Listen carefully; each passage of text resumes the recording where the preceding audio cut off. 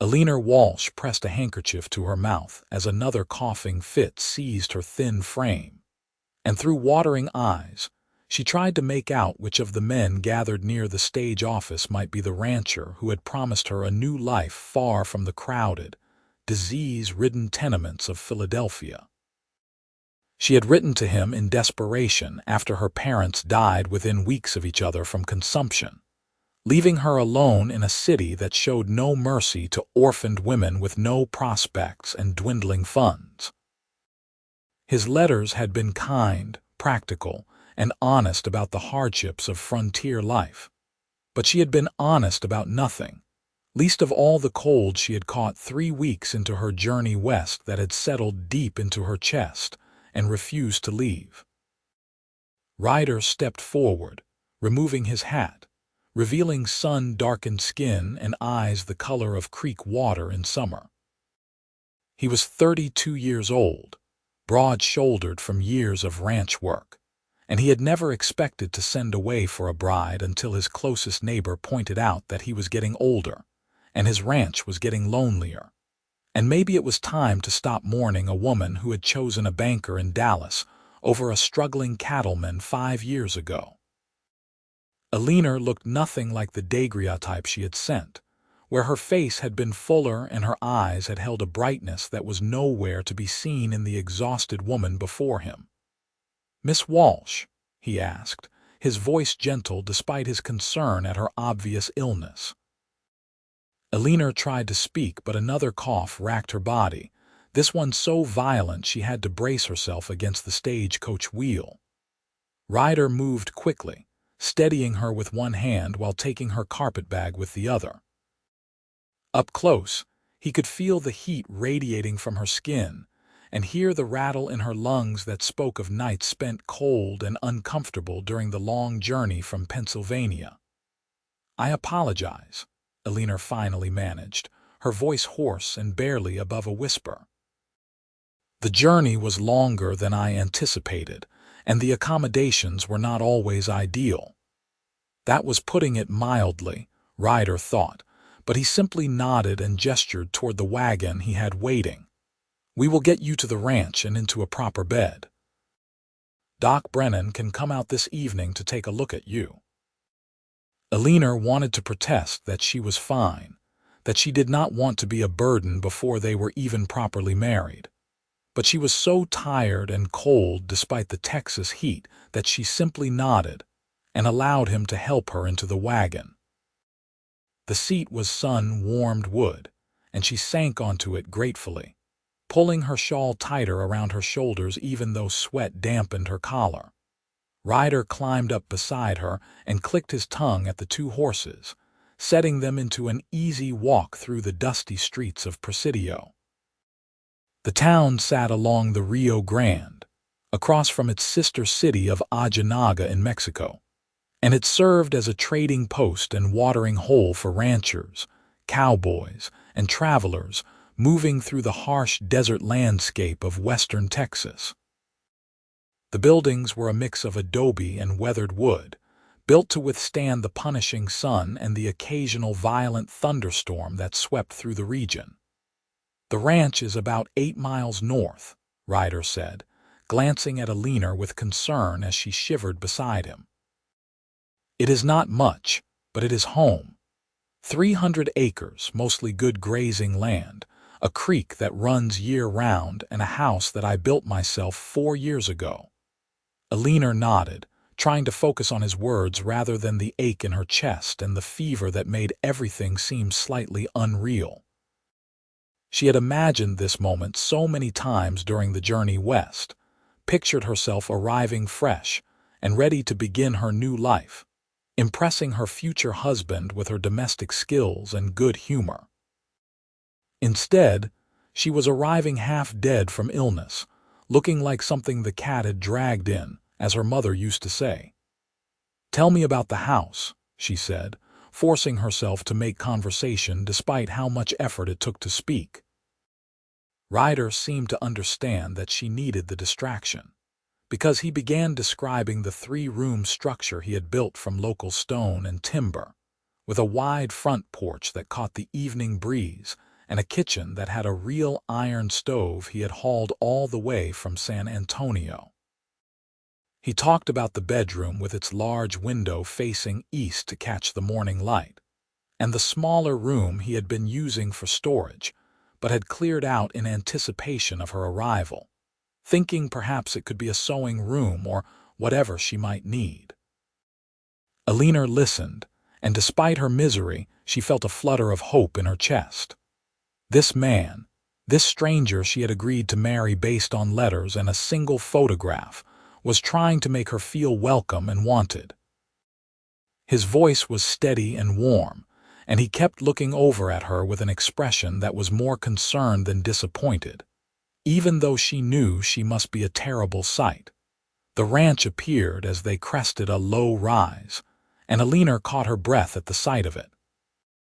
The house was exactly as he had described, solid and well-built, with a porch that wrapped around two sides and a roof that looked newly shingled. Beyond it, she could see a barn, a corral with several horses, and pastures that stretched toward distant brown hills. A line of cottonwoods marked where the creek must run, their leaves already showing hints of gold as autumn approached. "It is beautiful," Eleanor said honestly, and then ruined the moment by dissolving into another coughing fit that left her gasping and light-headed. Ryder pulled the wagon right up to the front porch and was down in an instant, coming around to help her descend.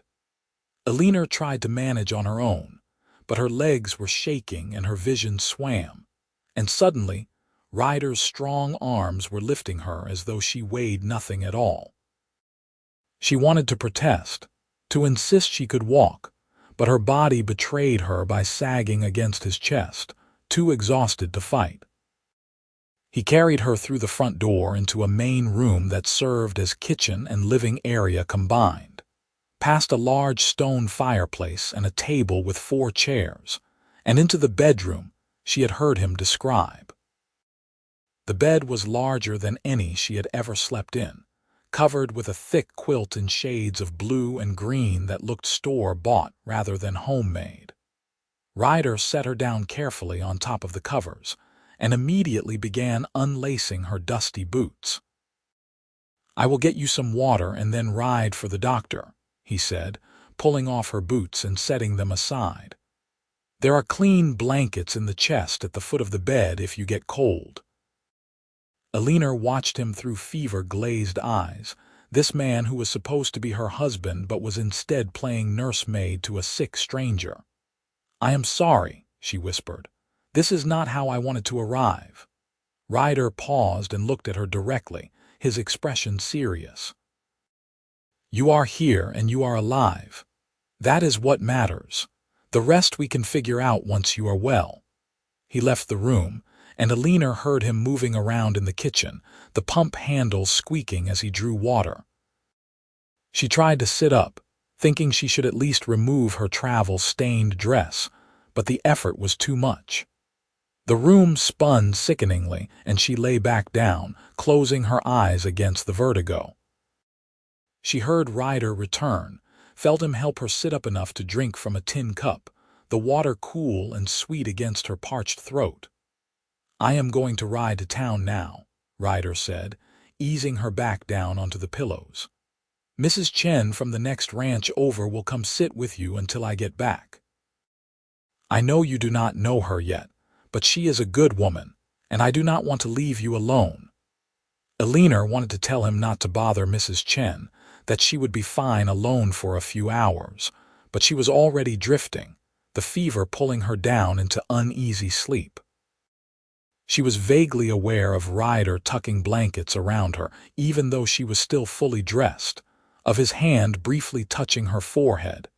And then he was gone, and she was alone in the quiet house. She slept fitfully, dreaming of cold nights in way stations and hotels where the proprietors had skimped on blankets and firewood, where she had huddled in corners trying to keep warm while other passengers snored and coughed around her. She dreamed of the ship that had brought her family from Ireland when she was just a child, of the damp and the cold that had killed her baby brother before they reached American shores. She dreamed of her mother's final days in the tenement, struggling to breathe while Eleanor held her hand and tried not to think about what would happen when she was left alone. A woman's gentle voice woke her, speaking words Eleanor could not quite understand, and she opened her eyes to see an Asian woman with kind eyes and graying hair bending over her. Mrs. Chen, she realized, though her fevered mind could not quite remember why this woman was here or where here was exactly. "You drink," Mrs. Chen said, her English heavily accented but clear. She held a cup to Eleanor's lips, and Eleanor drank obediently, tasting something herbal and slightly bitter along with the water. "Good for cough. Help you rest." Eleanor wanted to ask what was in the tea, but another coughing fit seized her, and Mrs. Chen helped her sit up, supporting her until the spasm passed. When she could breathe again, Mrs. Chen eased her back down and began removing her dress with efficient, impersonal movements, tutting over Eleanor's thin chemise and the way her ribs showed through the fabric. "Too skinny," Mrs. Chen pronounced. "Ryder will fix. He is good man, feed you well." Eleanor felt tears prick her eyes at the kindness, at being cared for by this stranger who owed her nothing. Mrs. Chen draped a soft nightgown over her, one that smelled of soap and sunshine, and then piled blankets on top of her until Eleanor was cocooned in warmth. The combination of the blankets, the strange tea and sheer exhaustion pulled her back under, and this time her sleep was deeper and less troubled. When she woke again, the light had changed, golden and slanting through the window in a way that suggested late afternoon. She could hear voices in the other room, Ryder's deep rumble and another male voice she did not recognize. She tried to sit up, wanting to make herself presentable before meeting anyone else, but her body refused to cooperate. The coughing had eased somewhat, but she felt weak as a kitten and twice as helpless. The door opened, and Ryder entered, followed by a middle-aged man carrying a black leather bag that marked him as the doctor. Mrs. Chen appeared behind them, and Eleanor realized with some embarrassment that she was being attended by what felt like a crowd. "Miss Walsh, I am Dr. Brennan," the man said, setting his bag down and approaching the bed. "Ryder tells me you have been coughing since Pennsylvania and have not been able to shake it. Let me have a listen to your lungs." The examination was thorough and professional, and when it was done, Dr. Brennan sat back with a serious expression. "You have bronchitis, brought on by exposure to cold and damp conditions over an extended period. Your lungs are inflamed, and you are running a significant fever. What you need most is warmth, rest, nourishing food, and time.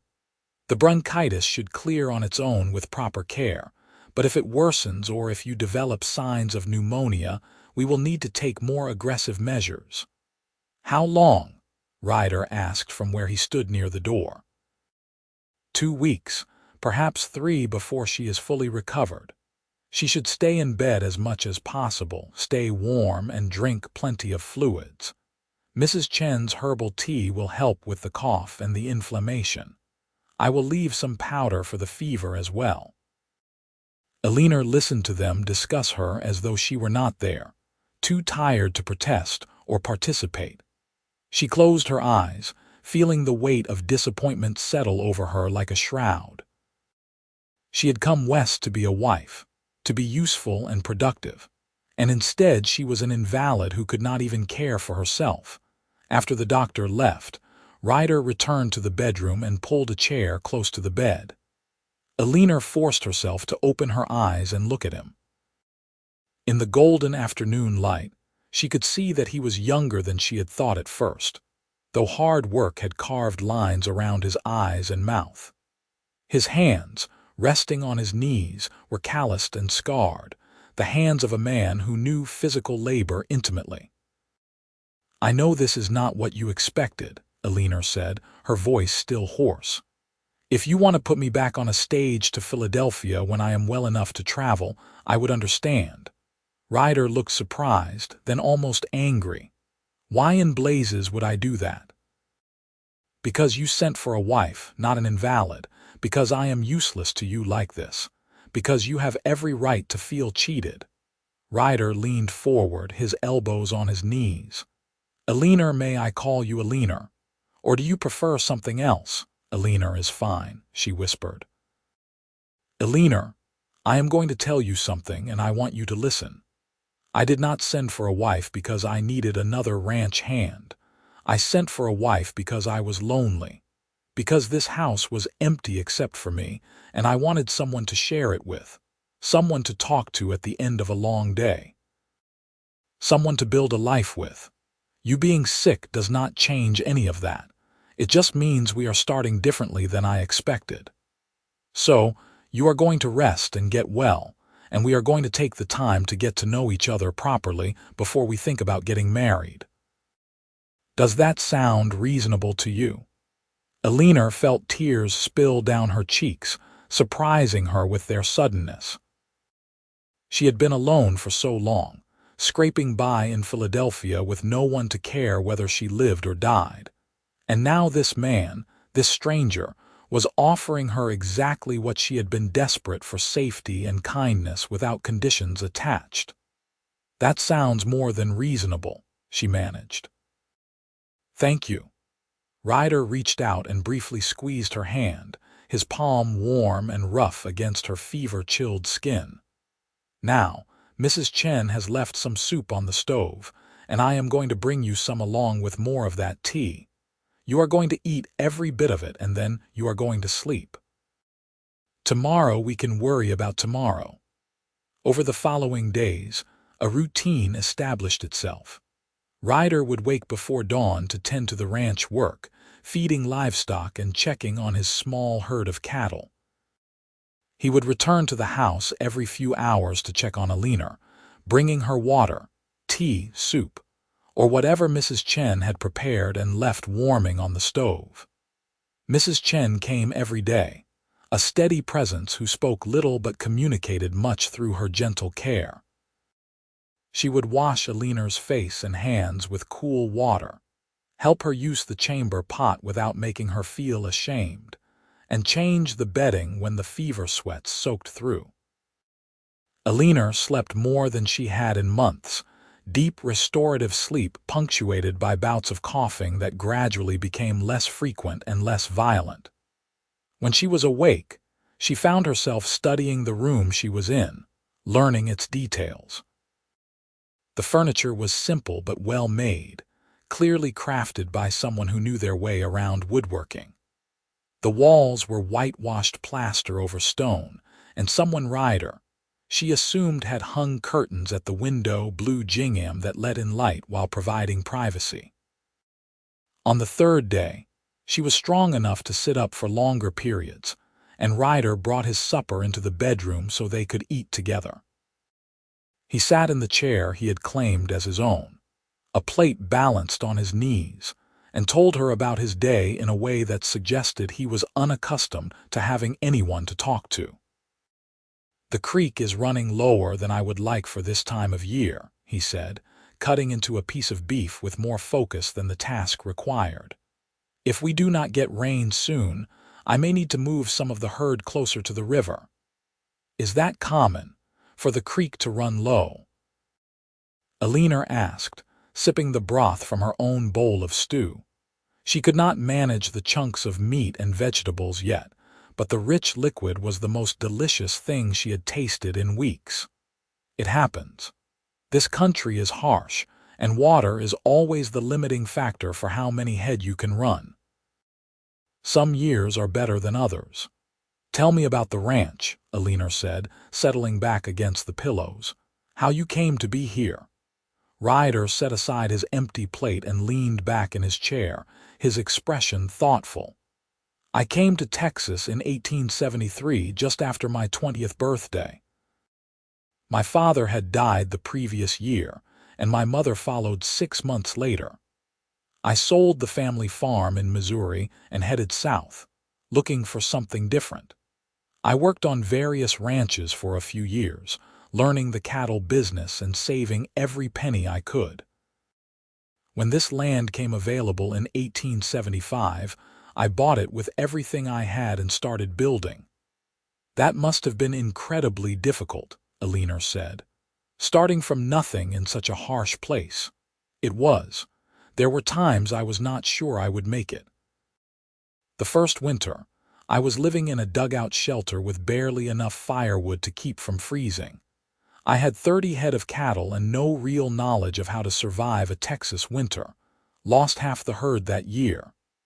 What changed? My neighbor, Joe Chen, Mrs. Chen's husband, took pity on me. Taught me what I needed to know about running cattle in this country, about reading the weather and the land. He helped me build this house the following summer, him and his 2 sons. I would not have made it without them. Eleanor absorbed this, understanding that she was hearing something important about the man she had agreed to marry. He was not too proud to accept help, not too stubborn to learn from those who knew better. These were good qualities, rare in her experience. "What about you?" Ryder asked. "Your letters said you came from Philadelphia, but not much else." Eleanor took a breath, feeling the tightness in her chest that was now more emotional than physical. "My parents came from Ireland when I was 7.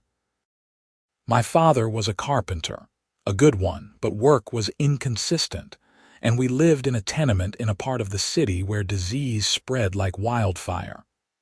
I lost 2 brothers to scarlet fever before I was 10. My father died in an accident at a work site 3 years ago, and my mother took in sewing to keep us going. She worked herself to exhaustion, and when consumption found her last winter, she had nothing left to fight it with." "I am sorry," Ryder said quietly. "That is a heavy weight to carry alone." "I worked as a seamstress, but it barely paid enough to cover rent and food. When my mother died in March, I knew I could not stay. The city was killing me the same way it killed her, slowly and without mercy. I saw an advertisement for a matrimonial service, and I thought perhaps it was a way out. And here you are." "Here I am," Eleanor agreed. "Sick as a dog and unable to fulfill any of the promises I made in my letters about being a capable frontier wife." Ryder shook his head. "You are here and getting stronger every day. That takes a different kind of capability." As the days passed, Eleanor did indeed grow stronger. The fever broke on the 5th day, leaving her weak but clear-headed. The cough persisted but lost its violent edge, becoming more productive as her lungs began to clear. By the end of the first week, she was able to get out of bed and sit in the chair while Mrs. Chen changed the bedding, and by the 10th day, she was strong enough to walk slowly around the bedroom. Ryder watched her progress with satisfaction mixed with concern that she was pushing herself too hard. On the afternoon of the 11th day, he found her standing at the bedroom window, looking out at the ranch with an expression of longing that made his chest tighten. "You should be resting," he said from the doorway. Eleanor turned, and he was struck by how much better she looked. Her face had filled out slightly with regular meals, and her eyes had regained some of the brightness he had seen in her photograph. She was wearing one of Mrs. Chen's Lent dresses, and though it was slightly too large, it fit her better than the traveling dress she had arrived in. "I have been resting for almost 2 weeks, Eleanor said. "I am going mad staying in this room. Could I perhaps sit on the porch for a little while, just to feel the sun and fresh air?" Ryder hesitated, remembering Dr. Brennan's instructions about rest, but he also understood the desperation in her voice. He had been confined to bed with a broken leg years ago and remembered the suffocating feeling of being trapped inside. "Just for an hour," he said, "and you will bundle up. The afternoons are still warm, but the evenings are getting cold." He helped her walk to the porch, his hand steady under her elbow, and settled her into the rocking chair he had built the previous winter. Eleanor pulled the blanket he insisted she bring around her shoulders and tilted her face up to the sun with an expression of pure bliss. "This is heaven," she said simply. Ryder sat down on the porch steps, close enough to help if she needed it but far enough away to give her space. From here, he could see his small herd grazing in the distance, the horses moving lazily in the corral, and smoke rising from the Chen Ranch about 2 miles east. It was a view he had seen countless times, but having Eleanor here changed it somehow, made it feel more complete.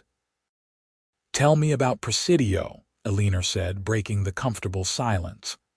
"Is it a good town? It serves its purpose. We have a general store, a doctor, as you know, a saloon, a hotel, and a few other businesses. The population is mixed Anglo-ranchers like me, Mexican families who have been here for generations, and a smattering of others. It sits right on the Rio Grande, which makes it an important crossing point for trade with Mexico. Are there other women I might meet? Once I am well enough to go into town, some. Mrs. Patterson runs the general store with her husband. Mrs. McNally is the banker's wife. There are a few Mexican ladies who might not speak much English, but they are friendly enough. And Mrs. Chen, of course, though the Chen Ranch is isolated enough that she does not get to town often." Eleanor nodded, absorbing this. She had grown up in a crowded city where neighbors lived on top of each other, where you could hear conversations through thin walls and children playing in the streets at all hours. This land was vast and empty by comparison, and she could see how loneliness could become a real problem for anyone living out here. "Ryder," she said carefully, "I know we agreed to take time to get to know each other before getting married, and I think that is wise. But I do not want to impose on you indefinitely. Once I am well, perhaps we could discuss what arrangements we should make." Ryder turned to look at her, his expression unreadable. "What kind of arrangements do you mean?" "Well, we cannot simply live here together unwed. It would damage both our reputations. Perhaps we could have a small ceremony in town, something simple and practical. We could still take time to truly get to know each other, but at least the proprieties would be observed." Ryder was quiet for a long moment, and Eleanor felt her heart sink. Perhaps he had changed his mind about wanting to marry her at all. Perhaps he was trying to find a kind way to tell her so. "I would like that," Ryder said finally, "though I want to make sure you are doing it because you want to, not because you feel obligated." "I want to," Eleanor said honestly. "I did not travel across the country to remain in limbo. I came here hoping to build a new life, and I would like to begin doing that. Then we will speak to the circuit preacher when he comes through next week. He covers a large territory, so we have to take advantage when he is in the area." The wedding took place on a crisp October morning 3 weeks after Eleanor's arrival in Presidio. She wore a simple dress that Mrs. Chen had helped her sew from blue calico purchased at Patterson's general store, and she carried a small bouquet of late-blooming wildflowers that Ryder had picked that morning. The ceremony was held in the parlor of the hotel, with Dr. Brennan and his wife serving as witnesses along with the Chens and their 2 grown sons. Eleanor had worried that it would feel strange and impersonal, marrying a man she had known in person for less than a month. But when Ryder took her hand and spoke his vows in that steady voice of his, looking directly into her eyes, she felt a surprising surge of emotion. This man had cared for her when she was at her most vulnerable, had shown her kindness without expecting anything in return, and had given her time and space to heal. Those were not small things. When the preacher pronounced them man and wife, Ryder kissed her gently, a brief press of lips that was more promise than passion, and Eleanor felt something settle in her chest that might have been hope. The Chens hosted a wedding dinner at their ranch that afternoon, a feast that included both American and Chinese dishes, and Eleanor found herself surrounded by warmth and laughter for the first time in longer than she could remember. Mrs. Chen's sons, Liang and Wei, were in their 20s, friendly young men who worked their father's ranch and treated Eleanor with respectful courtesy. Dr. Brennan's wife, Martha, was a cheerful woman in her 50s who immediately invited Eleanor to join the ladies' church circle that met twice monthly. As the sun began to set, Ryder helped Eleanor into the wagon for the ride back to their ranch now, she thought with a flutter of nerves. She was married. She was Mrs. Ashford, and tonight would be their wedding night. Ryder seemed to sense her nervousness, because he kept up a steady stream of conversation during the short journey, pointing out landmarks and telling her stories about various mishaps he had experienced learning to ranch. By the time they reached the house, Eleanor was laughing at his tale of trying to break a particularly stubborn horse that had dumped him in a water trough. Inside, she noticed immediately that things had changed. Ryder had moved his belongings into the smaller room, leaving the main bedroom for them. She corrected herself. A fire was already laid in the fireplace, and someone, probably Mrs. Chen, had left a covered pot warming on the stove and a cake on the table. Eleanor stood in the middle of the main room, suddenly unsure what to do or say. Ryder hung his hat on the peg by the door and turned to face her, and she could see that he was nervous too, which somehow made her feel better. "Eleanor," he said carefully, "I want you to know that I have no expectations for tonight. You are still recovering and we are still learning about each other. We have all the time in the world." Eleanor felt a rush of gratitude mixed with something else, something that might have been disappointment. "That is very considerate of you," she said. "But Ryder, we are married now. I do not want to start our marriage by keeping you at arm's length." Ryder crossed the room until he was standing in front of her, close enough that she had to tilt her head back to look into his face. "I do not want you doing anything out of obligation or duty. When we come together, I want it to be because we both want it, not because you think it is expected." Eleanor reached up and touched his face, feeling the rough stubble on his jaw. "I am not very experienced in these matters," she admitted quietly. "But I do know that I want to truly be your wife. I want to build a real marriage with you, Ryder, not just a convenient arrangement." Ryder covered her hand with his own, turning his head to press a kiss to her palm. "Then we will take this slowly. We will learn together." He kissed her then, properly this time, and Eleanor felt heat bloom in her chest that had nothing to do with fever. His lips were warm and firm, and when his arms came around her, pulling her close, she melted into his embrace with a sigh. They stood there for a long moment, just holding each other, and Eleanor thought that this might be what safety felt like. Later, much later, Eleanor lay in the big bed with Ryder's arm around her waist, his breath warm against her neck as he slept. Her body ached in new ways, but it was a good ache, the kind that spoke of connection rather than illness. Through the window, she could see stars scattered across the dark sky like diamonds on velvet, brighter than she had ever seen them in the city. She thought about how far she had come, both literally and figuratively, and felt grateful for the illness that had brought out the best in both of them. The next morning, Eleanor woke to find Ryder already up and moving around the house. She dressed quickly in a simple work dress and joined him in the kitchen, where he was frying eggs and bacon on the iron stove. "Good morning, Mrs. Ashford," he said with a smile that made her blush. "Good morning, Mr. Ashford," she replied, moving to help him. They fell into a routine over the following weeks, learning the rhythm of living together.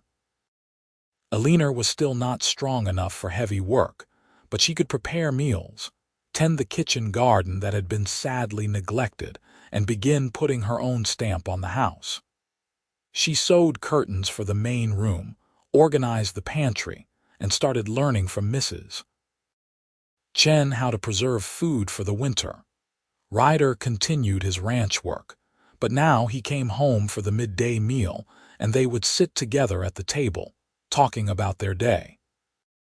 He told her about the cattle business, about his plans to expand the herd next spring, about his concerns regarding water and grass.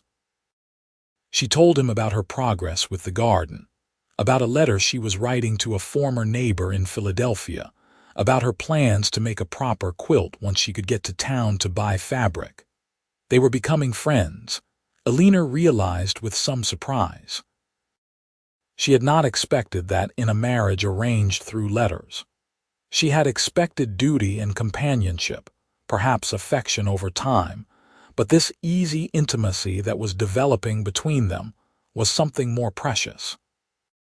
One evening in late October, Eleanor was preparing supper when she heard horses approaching at a gallop.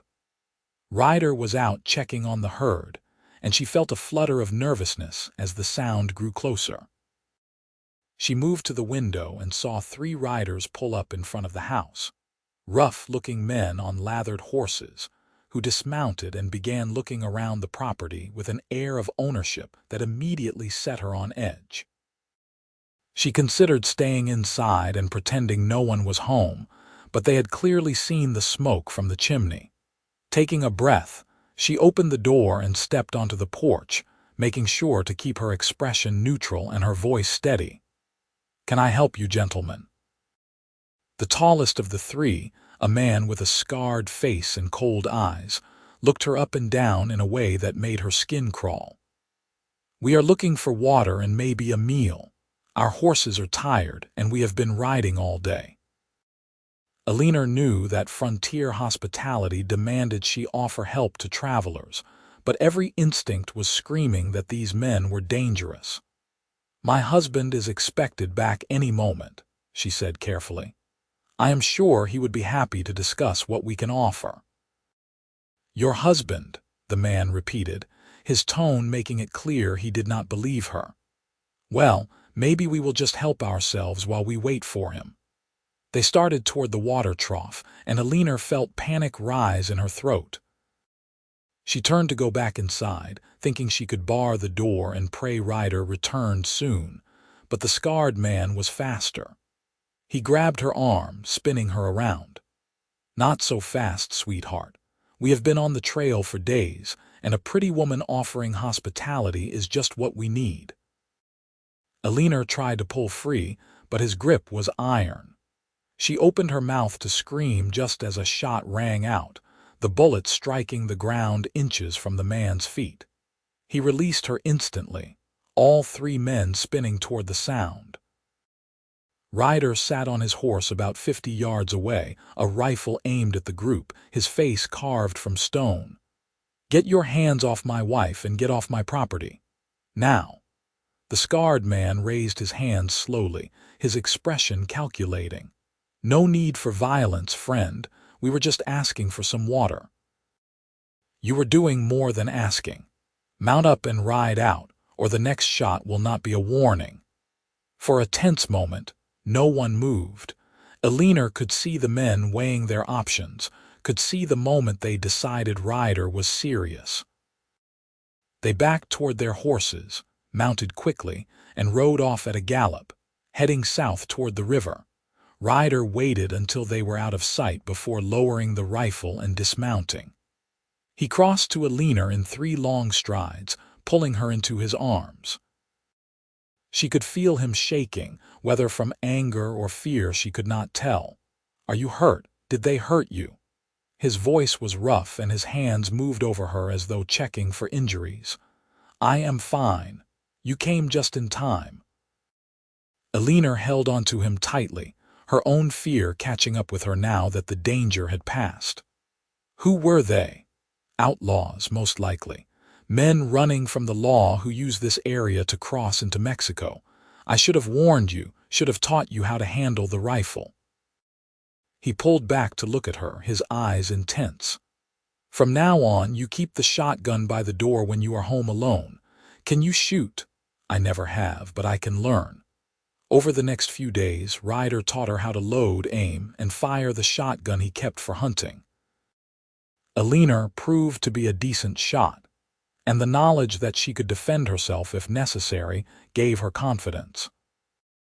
The incident with the outlaws became a story they told, one that ended with Ryder admitting he had ridden back toward the house with a bad feeling in his gut, something that had probably saved them both from a much worse encounter. As autumn deepened into winter, the Texas desert transformed. The brutal heat gave way to pleasant days and cold nights, and Eleanor understood for the first time how dangerous those nights must have been during her journey west. Here in the stone house with its tight walls and large fireplace, with plenty of blankets and warm clothing, she never felt the bite of cold that had sunk into her bones and made her so sick. Ryder seemed determined to ensure she never experienced that kind of cold again. He banked the fire every evening before bed, making sure the coals would keep the house warm through the night. He hung extra blankets over the windows to keep drafts out.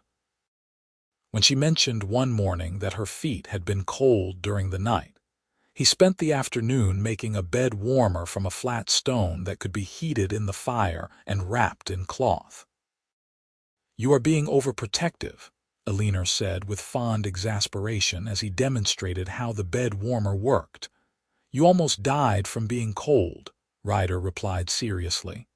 "I will not let that happen again, not while I am alive to prevent it." Eleanor felt her throat tighten with emotion. She crossed to where he stood and wrapped her arms around his waist, resting her cheek against his chest. "Thank you," she said quietly, "for everything. For taking care of me when I arrived, for being patient while I healed, for making me feel safe and wanted. I did not expect any of this when I agreed to become a mail-order bride." Ryder held her close, his chin resting on top of her head. "I did not expect this either, but I am grateful for it. Grateful for you." Christmas came, and with it their first real celebration as a married couple. The Chens invited them for dinner, and Eleanor brought a cake she had learned to make from Martha Brennan. The house was warm and full of laughter, and Eleanor found herself thinking that this sense of belonging and community was worth every hardship she had endured to get here. On Christmas night, back in their own home, Ryder presented her with a gift wrapped in brown paper. Eleanor opened it to find a beautiful shawl, thick and warm, made of soft wool in a deep green that reminded her of Ryder's eyes. "It is beautiful," she breathed, wrapping it around her shoulders. "Where did you find it?" "I ordered it from San Antonio back in September after you arrived. I saw how thin your traveling shawl was, and I thought you might need something warmer." Eleanor felt tears prick her eyes. He had ordered this before they were even married, when she was still just a sick stranger he had every right to send away. "I love it. Thank you." She gave him the gift she had been working on in secret for weeks, a new shirt she had sewn from fabric purchased during one of their trips to town. It was simple but well made, and she had embroidered his initials on the cuff in small, careful stitches. Ryder ran his fingers over the embroidery, his expression soft. "This is the finest shirt I have ever owned." They made love that night with a tenderness that had grown over their months together, and Eleanor thought that she was finally, truly home. Winter passed into spring, and with the warming weather came new challenges and new joys. Calving season kept Ryder busy from dawn until well after dark, and Eleanor learned to manage the household on her own for long stretches. She expanded the kitchen garden, planted flowers around the porch, and began raising chickens that provided fresh eggs. In April, she realized she had missed her monthly courses twice and understood what that likely meant. She told Ryder one evening after supper, watching his face carefully to gauge his reaction. "Are you certain?" he asked, setting down his coffee cup with exaggerated care. As certain as I can be without seeing a doctor. I thought I should tell you now, before I go to town and half of Presidio knows before you do." Ryder stood up and crossed to her, kneeling beside her chair and taking both her hands in his. "This is good news, is it not? You want this." "I want this," Eleanor confirmed. "I want a family with you. I want to fill this house with children and noise and life. Do you want this? More than I can say." He pulled her into a kiss that was equal parts joy and promise. Dr. Brennan confirmed her pregnancy in May and assured her that she was healthy and strong, with no lingering effects from the illness that had brought her to Texas. Eleanor bloomed with the pregnancy, her face rounding and her body changing in ways that Ryder found endlessly fascinating. He became even more protective, if such a thing were possible, insisting she rest more and work less, bringing her anything she expressed the slightest want for. "You are going to spoil me terribly," Eleanor protested one afternoon when he arrived home with a basket of peaches from town, a 2-hour round trip he had made solely because she mentioned craving them. "Good," Ryder replied unrepentantly. "You deserve to be spoiled." Their son was born in late November of 1880, during a cold snap that had Ryder feeding the fireplace constantly to keep the house warm. Dr. Brennan and Martha attended the birth, along with Mrs. Chen, and Eleanor labored through the night and into the early morning before delivering a healthy baby boy with strong lungs and a full head of dark hair. Ryder held his son for the first time with shaking hands, his eyes bright with unshed tears. "He is perfect. You are perfect. Thank you." They named him Thomas, after Ryder's father, and he became the center of their world. Eleanor had worried that motherhood might be overwhelming, but she found instead that it came naturally to her, perhaps because she had helped raise her younger brothers before they died. Ryder was a devoted father, spending his evenings holding Thomas, talking to him in a low voice about the ranch and the cattle and all the things he would teach him when he was older. Life settled into a new rhythm, busier and more chaotic than before but deeply satisfying. The ranch prospered, Ryder's herd growing year by year. They added onto the house, building a proper nursery for Thomas and a larger bedroom for themselves. Eleanor joined the church ladies' circle and formed real friendships with the other women in the area, no longer the outsider who had arrived sick and alone. On a cold evening in December, almost exactly 2 years after Eleanor's arrival in Presidio, she stood on the porch watching Ryder play with Thomas in the yard. Their son was just over a year old, toddling around on unsteady legs while Ryder followed close behind, ready to catch him if he fell. The sun was setting, painting the desert in shades of orange and pink, and smoke rose from the chimney into the clear sky. Eleanor pulled the green shawl Ryder had given her tighter around her shoulders, though she was not really cold. The house behind her was warm and welcoming, prepared for the winter ahead.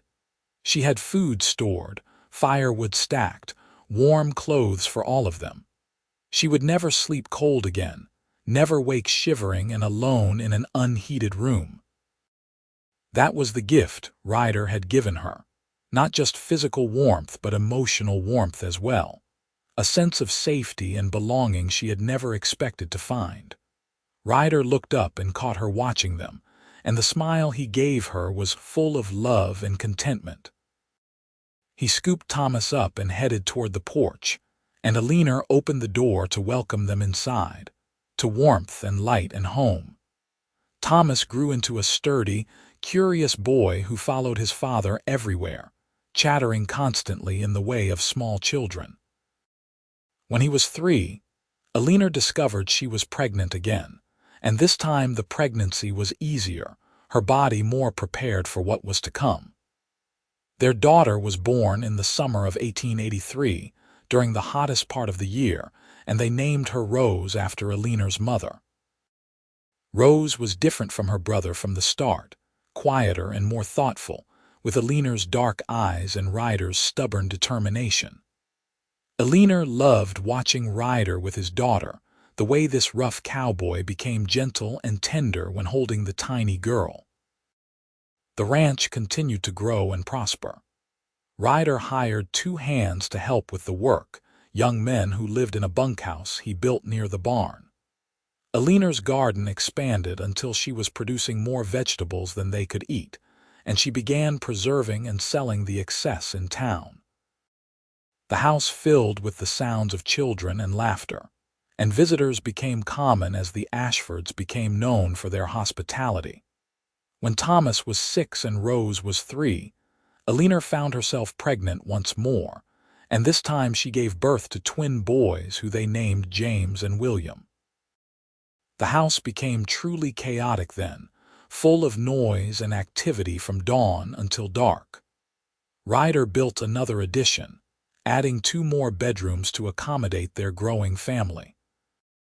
On quiet evenings after the children were in bed, Eleanor and Ryder would sit on the porch together, just as they had in the early days of their marriage. They would talk about their day, make plans for the future, and simply enjoy being together. Sometimes they spoke of those first weeks when Eleanor arrived sick and helpless, and they marveled at how far they had come. "I was terrified when I saw you get off that stage," Ryder admitted one evening. "You looked like a strong wind would blow you away, and I thought I had made a terrible mistake bringing you all the way out here." "I was terrified too," Eleanor said. "I thought you would send me back, thought I had used the last of my money and strength for nothing." "I am glad we were both wrong. So am I." The years passed in the way they do when life is full and satisfying. The children grew, the ranch prospered, and the Ashfords became pillars of the Presidio community. Thomas proved to have a gift for working with horses, and by the time he was 15, neighboring ranchers were bringing their difficult mounts to him for training. Rose became an accomplished seamstress like her mother, and her embroidery work was prized by the ladies of the town. The twins were inseparable, always into some mischief or another, but good-hearted and hard-working when the situation called for it. Eleanor never forgot those cold nights during her journey west, the ones that had nearly killed her.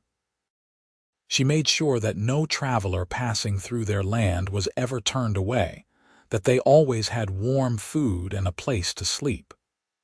Several times over the years, she and Ryder took in people who needed help, offering them work or assistance until they could get back on their feet. It was their way of paying forward the kindness that had been shown to them. When Eleanor was 45 and Ryder was 50, they became grandparents for the first time. Thomas married a rancher's daughter from the next county, and they gave birth to a little girl who they named Eleanor after her grandmother. Rose married one of the Chen boys, creating a union between the 2 families that delighted everyone. The twins remained unmarried, content to work the ranch alongside their father and uncle, though they were both young yet with plenty of time to find wives if they chose. On a cold December evening in 1902, Eleanor stood on the familiar porch watching the sun set over the land she had come to love so much. She was wrapped in the green shawl Ryder had given her all those years ago, worn now but still warm, still precious. Behind her, the house was full of family, her children and their spouses, her grandchildren, all gathered for Christmas. Ryder came up behind her and wrapped his arms around her waist, resting his chin on her shoulder. They stood like that for a long moment, comfortable in the silence, watching the desert transform in the fading light. "You ever regret it?" Ryder asked quietly. "Coming west, marrying a stranger, building this life?" Eleanor turned in his arms to face him, looking at the man she had spent more than half her life with. His hair was gray now, his face lined with years of sun and wind, but his eyes were the same, warm and steady and full of love. "Not for a single moment," she said honestly. "You saved my life, Ryder. Not just that first winter, but in every way that matters. You gave me warmth and safety and a home. You gave me a family and a purpose. You gave me everything I was looking for and so much more." "You saved me too," Ryder replied. "This house was empty before you came." "I was empty. You filled everything with light and warmth and love. Every day with you has been a gift." They kissed then, a soft, lingering kiss that held 23 years of love and partnership and shared history.